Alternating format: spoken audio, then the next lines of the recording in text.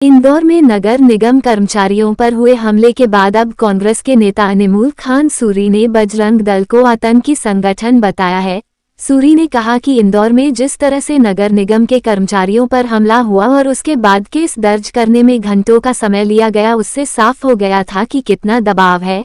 लगातार प्रदेश में ऐसी घटनाएं सामने आ रही है जिसमें कि बजरंग दल के द्वारा दादागिरी दिखाई जा रही हो, इसलिए इस संगठन पर बैन लगा देना चाहिए। अनिमुल खान सूरी ने कहा कि आने वाले समय में ये संगठन सरकार के लिए एक चुनौती बनता जा रहा है।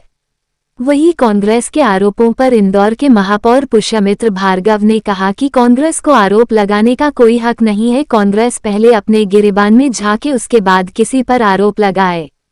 तो वहीं कांग्रेस ने जिस तरह से बजरंग दल पर गंभीर आरोप लगाया, उसको लेकर बजरंग दल ने भी मोर्चा संभाला और घटनाक्रम सामने आया था जिसमें बजरंग दल के लोगों ने नगर निगम पर जो है हमला किया था। किस तरह से आपका एक ट्वीट भी सामने आया है, क्या कुछ कहना चाहेंगे आप? देखिए, सरकार और भारतीय जनता पार्टी के नेताओं को कल की जो इंसिडेंट हुआ, जिस तरह से नगर निगम के कर्मचारियों पे हमला किया गया, आक्रमण किया गया, बेदर्दी से पीटा गया, आत्मचिंतन और आत्मविश्लेषण का है कि आज बजरंग दल इस स्थिति में कैसे पहुंच गया कि वो सरकारी कर्मचारियों को इतनी बेदर्दी से हमला करे और पिटाई करे।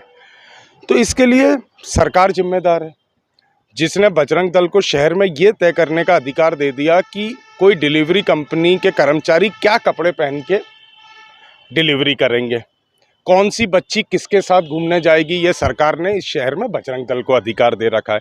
कौन अपना जन्मदिन कैसे मनाएगा, ये अधिकार इस शहर में बजरंग दल को सरकार ने दे रखा है। गरबे का आयोजक कौन होगा, ये अधिकार भी बजरंग दल के पास है, नहीं तो गरबा आयोजित ही नहीं होता है इंदौर में। कोई बड़ी हस्ती अगर शो करने आएगी तो उसका शो कैसे होगा, वहां क्या परोसा जाएगा, वहां क्या होगा, ये सरकार का अधिकार नहीं है इंदौर में। ये सारे अधिकार इंदौर में बजरंग दल को व्याप्त है। तो अब क्या हुआ है कि वो जो संगठन जिसको सरकार और आरएसएस ने धीरे धीरे खुद आगे बढ़ाया था, अब वो एक ज़ॉम्बी का रूप ले लिया, वो राक्षस बन चुका है। और कोई ज्यादा बुरी बात नहीं है या ज्यादा दूर की बात नहीं होगी कि ये भारतीय जनता पार्टी के नेताओं के गले और टेचुए तक पहुंच जाए बजरंग दल। तो मैंने कहा है कि जिस तरह का ये आतंकी संगठन है जो आतंक को परिभाषित करता है शहर में, पलासिया थाने की घटना हो, अनेकों घटनाओं में अगर बात नहीं मानी जाएगी कि चर्च के ऊपर नाम क्या लिखा जाए, ये तय बजरंग दल करेगा। तो ऐसे संगठन, ऐसे आतंकी संगठन को बैन किया जाए, ऐसे ज़ॉम्बी, ऐसे राक्षस को रोका जाए। तो उसको सिर्फ रोकने का अब एक ही उपाय बचा है कि बजरंग दल को बैन कर देना चाहिए। डॉक्टर अनिमुल खान सूरी, पूर्व प्रवक्ता, मध्य प्रदेश कांग्रेस कमेटी। बड़ी कार्रवाई होती है तो इसमें भी कोई कार्रवाई देखने को मिलेगी? वो मैंने जांच के निर्देश दिए हैं, नियमानुसार जो भी कार्रवाई पुलिस को, जिला प्रशासन को और नगर निगम को करनी होगी, ये सब बैठ के तय करके नियमानुसार करेंगे। मतलब इस पूरे विवाद के बीच में ट्वीट सामने आया, कांग्रेस का ट्वीट सामने आया, उसमें लिखा है कि जो संगठन है बजरंग दल वो अब आतंकवादी संगठन की तरह दिखाई देता है। कांग्रेस को ये ट्वीट करने का अधिकार नहीं है और कांग्रेस सबसे पहले अपने गिरेबान में झांक कर देखे, तो कांग्रेस के ट्वीट का कोई महत्व नहीं है। सर, क्या वजह रही कि 18 घंटे बाद इसकी एफआईआर हुई है? सर चलो भैया चलो। वो बजरंग दल पे बैन लगाने की मांग कर रही है। बजरंग दल को राक्षस और नरभक्षी बताया है। ये सब शूर्पणखा की औलादें हैं, ये सब शूर्पणखा की औलादें हैं। इनको पता ही नहीं है जो स्टेटमेंट दे रहे हैं मियाँ भाई कि वो खुद उनका ईमान मुसल्लम है या नहीं है। ये सब परिवर्तित हिंदू हैं, इनको समझ में नहीं आ रहा है कि ये बोल क्या रहे हैं और राष्ट्र में चिंतन करने की बजाय राष्ट्र को कैसे खंडित किया जाए।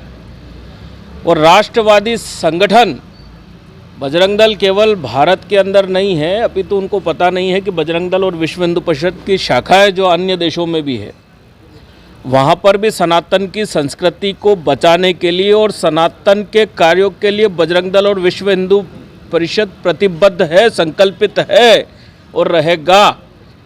ये जिनको ये पता नहीं है कि वो मुसलमान है या नहीं है, उनको पता नहीं है कि कांग्रेस का क्या धर्म है, कांग्रेस क्या चाहती है, लोगों में कांग्रेस के प्रति विश्वास क्यों टूटा, इसी कारण टूटा है कि ये शूर्पणखा की जो जितनी औलादें हैं वो सीधे सीधे भारत में आके प्रहार कर रही है, सनातन के लोगों पर इस प्रकार के खुलेआम प्रहार कर रही है और स्पष्ट बोल रही है।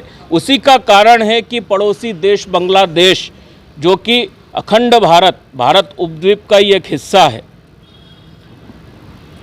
वहाँ पर जो बर्बरता सनातन के हिंदुओं पर देखने को मिली, हम सब ने देखी, पूरे विश्व ने देखी।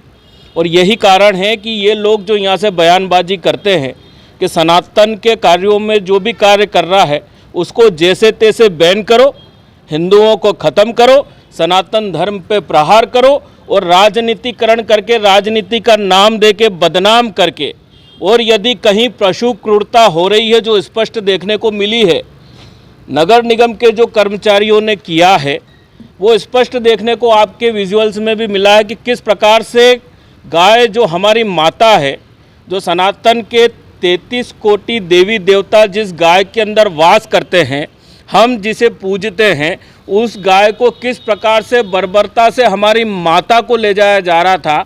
तो हमारे बजरंग दल के जो देश का बल है, उन्होंने स्पष्ट इस चीज़ को रोकने का प्रयास किया। नगर निगम के कर्मचारियों ने उनको मारपीट की, जिसका खामियाजा उनको भुगतना पड़ा। पुलिस प्रशासन मुस्तैद था, वो स्वयं अपनी आंखों से देख रहा था, इसीलिए पुलिस ने किसी प्रकार की कोई रिपोर्ट दर्ज नहीं की। किंतु एक राजनीतिक दबाव के कारण बजरंग दल के साथियों पर बाद में एक एफआईआर दर्ज की गई, जो कि बिल्कुल गलत है। यदुवंशी मोहन यादव जी की सरकार है। मोहन यादव जी ने स्पष्ट कहा है कि गो संरक्षण के लिए मध्य प्रदेश के अंदर किसी भी प्रकार का अत्याचार बर्दाश्त नहीं किया जाएगा। किंतु उन्हीं के जो नगर निगम के कर्मचारी है, कल उन्होंने इंदौर के अंदर एक बर्बरता का प्रदर्शन किया है, जिसका खामियाजा उन्होंने भुगता है। आगे भी यदि सनातन में गौ माता पर, गोवंश पर इस प्रकार से यदि कहीं जाति होगी तो बजरंग दल और विश्व हिंदू परिषद उसका पुरजोर विरोध करेगा। धर्म समाज के लिए बना है, वो अधिकतर सांस्कृतिक का विरोध करने के लिए, अश्लीलता का विरोध करने के लिए, धर्म के प्रति कोई हानि होती है उसके लिए बजरंग तत्पर रहता है, खड़ा रहता है। अधिकतर पूरे भारत में बजरंग राष्ट्रभक्ति संगठन है, सब लोगों को मालूम है, पर अधिकतर कुछ लोग हैं इनका कहीं ना विरोध करते हैं। कल जैसे कहीं मीडिया में पता है कि ये गौशाला नहीं थी, बाड़ा था, जबकि गौशाला थी। वहाँ संत के साथ इतने बुजुर्ग संत रोते हुए आप उनने हाथ जोड़ रहे थे। वो कह रहे थे कि भैया मुझे मत तोड़े। सब आज इतनी 40-50 गौ माता थी वहाँ पे, तो संतों के साथ इनने निगम कर्मियों ने मारपीट करी, और मारपीट करने के साथ उनको आज शासन का आदेश है कि एक गाड़ी में 8 से 6 गौ माता रहना चाहिए, पर नगर निगम वालों ने वही गलती करके गौ माता को बड़ी क्रूरता के साथ उसको एक गाड़ी में 20-25 गौ माता को भरा गया। जबकि आज गौ माता के नाम से, इंदौर स्मार्ट सिटी के नाम से पूरी गौ माता इनने शहर से गायब कर दी। पर आज श्राद्ध पक्ष में अपन हिंदू समाज आज गौ माता को ढूंढने जाता है, एक भी गौ माता मिलती नहीं है। पर आज निगम मुख्यमंत्री आदेश देते हैं कि आप गौशाला खोलिए, उसके लिए कोई अनुदान देंगे, ये करेंगे। पर आज वहाँ गौशाला पे इन्ना क्या इतनी प्रभुत्ता कार्रवाई करी, और आज कोई से कोई विरोध नहीं, लेकिन गौशाला पे विरोध क्यों कर रही है? गौशाला तो आज गाय पालने का एक तरीका है, मुख्यमंत्री आदेश दे रहा है, इसका विरोध क्यों कर रही है? आतंकवादी ग्रुप आपको बताया है, तो मतलब बजरंग दल एक राष्ट्रवादी संगठन है, पूरे भारत में ऐसे कोई काम करता नहीं है। हाँ, अगर कार्यकर्ताओं समाज के लोगों ने उनके साथ मारपीट करी है, पर निगम लोगों ने भी समाज के कार्यकर्ताओं के साथ मारपीट करी, वो देखा नहीं गया। वो अधिकतर बाड़ा नहीं था, वो गौशाला ही थी। पर बजरंग दल राष्ट्रभक्ति संगठन है, समाज के लिए, धर्म के लिए हमेशा खड़े होने वाला संगठन है। राष्ट्र के लिए आपत्ति आती बजरंग तत्काल खड़े होता है उसके लिए। आरोप जिस तरीके के आप पर लगे हैं उस पर क्या कहेंगे?